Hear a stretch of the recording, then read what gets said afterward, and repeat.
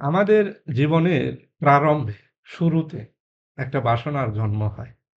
চর্যাপদের ২০ number কবিতার আলোকে যে যৌবনের শুরুতে যখন যৌবন পূর্ণ হয়, পূর্ণাঙ্গতা পায়, তখন আমাদের মনের মধ্যে একটা বাসনার জন্ম হয়। যদিও সেই বাসনা কি? হতভাগা বাসনা।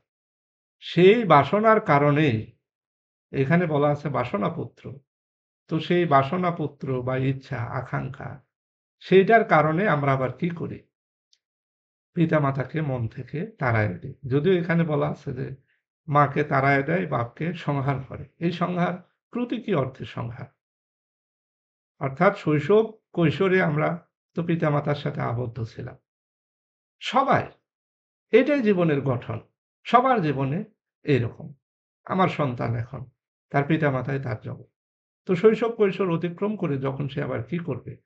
যৌবনের প্রারম্ভে যাবে।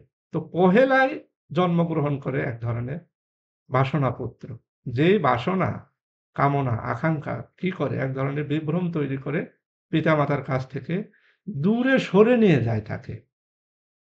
তো এই কবিতার আলোকে যদিও বলতেছে এটা জীবনের খুবই ট্র্যাজেডি আমাদের এবং একটা সময় আমরা যে জীবন সম্পর্কে কি হই? নিরাশ হই, হতাশ হই। ধুরু! কি চাইলাম, কি পাইলাম? বলে না? অনেকেই দেখবেন যে বলে যে জীবনের শেষ প্রান্তে এসে আর হিসাব মেলে না। তো হিসাব মিলানোই আছে।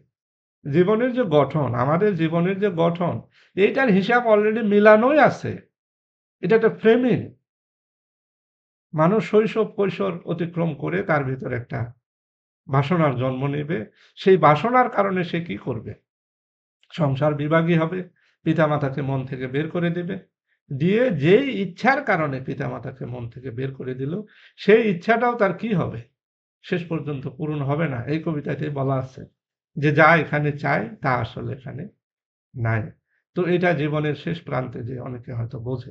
তো এই চমৎকার কথাটাই উনি এখানে তুলে ধরছেন যে, এই যে বাসনা এটা কিন্তু বিভ্রম তৈরি করে। এর থেকে সতর্ক থাকা উচিত।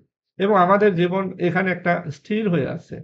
এটা শুধু তার জীবনে না, সকলের জীবনে এই ধরনের ঘটনা ঘটতেছে। বাসনাটা একটা বিভ্রম তৈরি করতেছে। কারণ কি? কারণ আমাদের যে স্বাভাবিক জীবন, সেই জীবনে আমরা অনেক কিছুই তো পাই, না চাইতে। তো আমরা আগ বাড়িয়ে চাইতে যাব কেন? এই যে আমরা যখন আগ বাড়িয়ে চাইতে যাই, এটা যদি আমরা ইসলামিক পয়েন্ট অফ ভিউ থেকে ধরি, এটা কি হলো? আল্লাহ তাআলার উপর কি আস্থা কমে গেল না? আমরা চাইতে যাব কেন? আল্লাহ আমাদের কোন ইচ্ছাটা জানে না? সবই জানেন। আল্লাহ তাআলা তো অন্তর্যামী। তো তিনি অন্তর্যামী হওয়া সত্ত্বেও আমরা আবার চাইতে যাই। এই যখন আমরা চাইতে যাই, যখন আমাদের ভিতর বাসনার জন্ম নেয়, তখনই এক ধরনের বিভ্রম তৈরি হয়।